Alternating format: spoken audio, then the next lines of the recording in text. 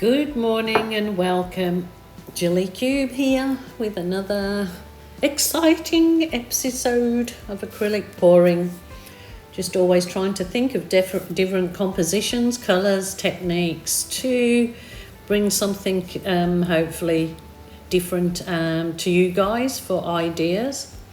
So today I'm using this little plastic bowl as a kind of template just to do give me an idea where I want to put my composition of my bouquet of gorgeous flowers that I'm hoping will come out of this particular pour. That is an acrylic pen, so it will mix in with the colours. It shouldn't stand out underneath the dried paints.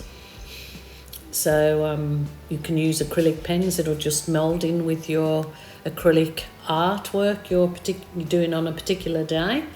So I just find it like a good little place to start.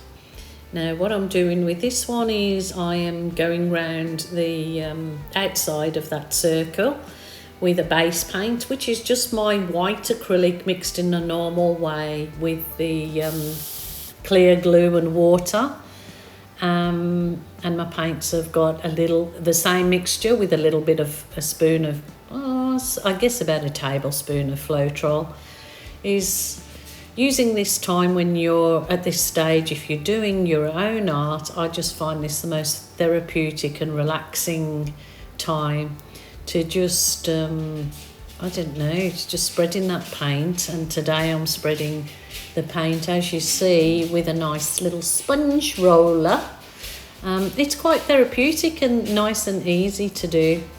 It's just relaxing, I find. So if you're feeling a bit stressed out, spread some paint on a canvas or anything that your heart desires. It's always good fun and relaxing.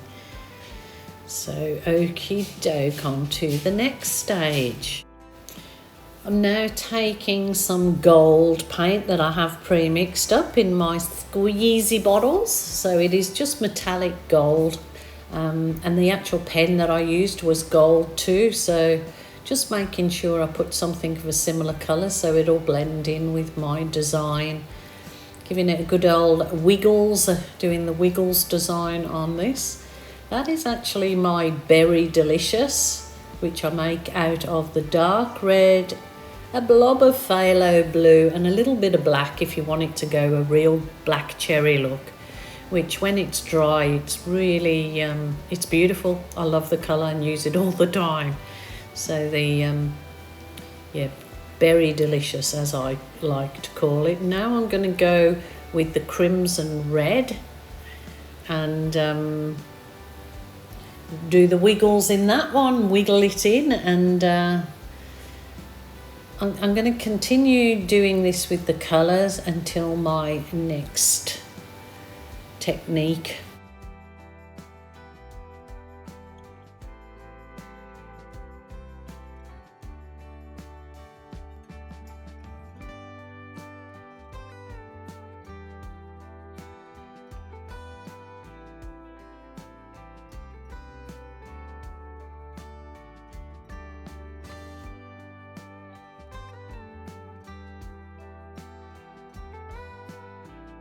And this is the fluoro orange, and what I've been doing of late is using, these are global impasto paints, really beautiful paints. What I've been doing of late is adding the global high flow, which is a very highly pigmented sort of watery paint, to my impasto colours to give them extra vibrancy, and it really has, made them pop. I'm really happy with it. So a little idea that somebody that says they want something bright or their paints to stand out a bit more. That there is the Amsterdam white mixed with Floetrol. It will just give me a more cells, like lacy effects in this actual next stage that I do. I've just given it a zap over with my heat gun. Now that's just basically to burst any air bubbles that's in there, and hopefully it sometimes helps you bring up cells in your particular piece that you're doing. So that's what I was doing with the heat gun. And now for my blow dryer. I was going to just test it, you know, blowing. I just wanted to blow the very edges out to give it a nice soft appearance. And as you see, this little blow dryer of mine is just blowing out those colours beautifully. And as I explained to you earlier about the Berry Delicious, look how that lovely dark cherry actually makes all the other colours pop in there, stand out. So really happy with that colour and what it can achieve in your art. You must give it a go, give it a go. So yeah, I'm very happy with this one, but I have some other things planned for it, so we'll see how this progresses.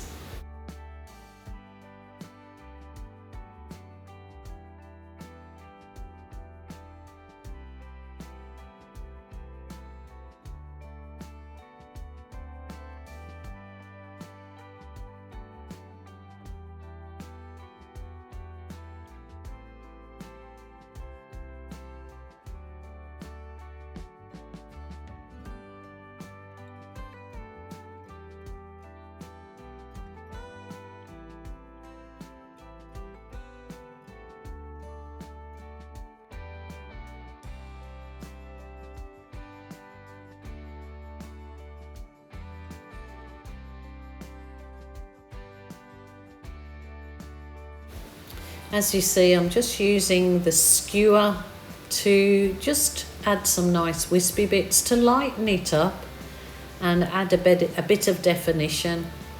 I'm kind of wishing at this point that I'd actually done my background that I've been doing of late, where I do a separate background and then a particular technique on top of my floaty blown out background, but this is probably all this really needs for this canvas of this size.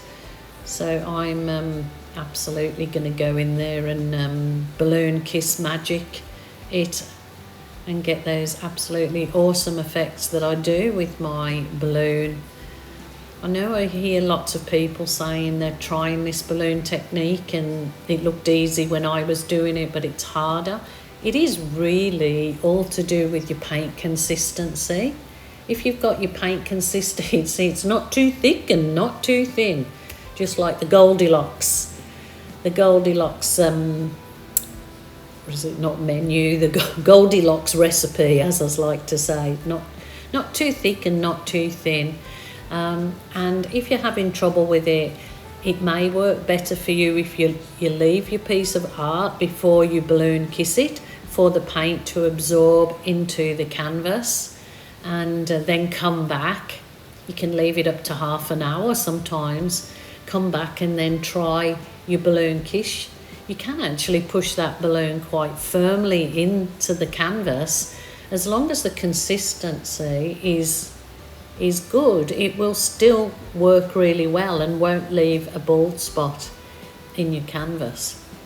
But as you can see, look at those colours that the balloon magic, I call it balloon magic because it's the humble old balloon, and yet it helps you create magic on a canvas, literally.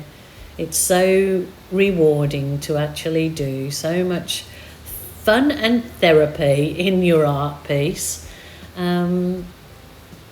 It's just gorgeous. So there you go, balloon art and magic.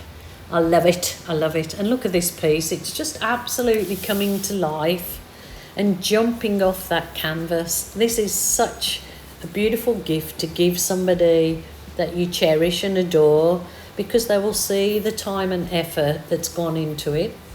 Or if that you want to sell your work, then these pieces do sell really well. Well, my lovelies, I hope you enjoyed that. And now to see some of the dried results. Take care, and I will see you tomorrow. Bye for now.